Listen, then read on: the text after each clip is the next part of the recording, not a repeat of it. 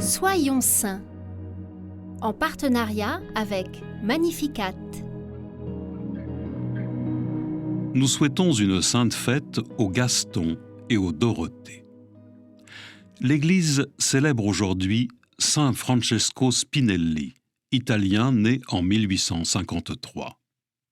Jeune prêtre, il se rend à Rome pour le jubilé de 1875 et devant la crèche de la basilique Sainte-Marie Majeure, il fait une expérience bouleversante.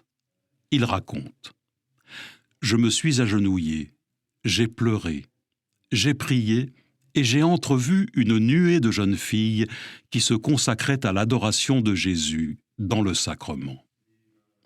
Le Seigneur l'appelle à faire aimer Jésus dans son Eucharistie. Il fonde, en 1882, une nouvelle famille religieuse, celle des Sœurs adoratrices du Très-Saint-Sacrement. Les religieuses puisent dans l'adoration l'amour qui les conduit au service de leurs frères. La jeune fondation, bien que rapidement florissante, rencontre de nombreuses difficultés. Épreuves patiemment supportées, car l'amour du Christ passe par la croix. En effet, si le grain de blé tombé en terre ne meurt pas, il ne peut porter de fruits. Et sur ce chemin, Francesco n'hésite pas à s'avancer, malgré des injustices criantes, plein d'obéissance envers son évêque. Fréquemment malade, il passe le reste de sa vie au service des religieuses, des pauvres, des personnes handicapées et de toute personne en difficulté qui croise son chemin. Il puise sa force et son courage dans l'Eucharistie et dans son amour profond pour la Sainte Vierge Marie.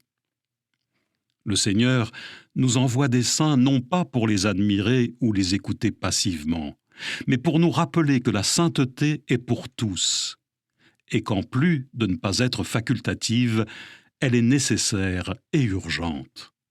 Si le Seigneur demande à Francesco de faire aimer l'adoration de Jésus dans le Saint-Sacrement, c'est pour que nous y allions. C'est pour que nous nous rendions auprès de son cœur transpercé, d'où jaillit l'amour. Seigneur, par l'intercession de Saint Francesco Spinelli, ôte de nos âmes ce qui nous empêche d'aller régulièrement adorer le Christ et recevoir l'Eucharistie.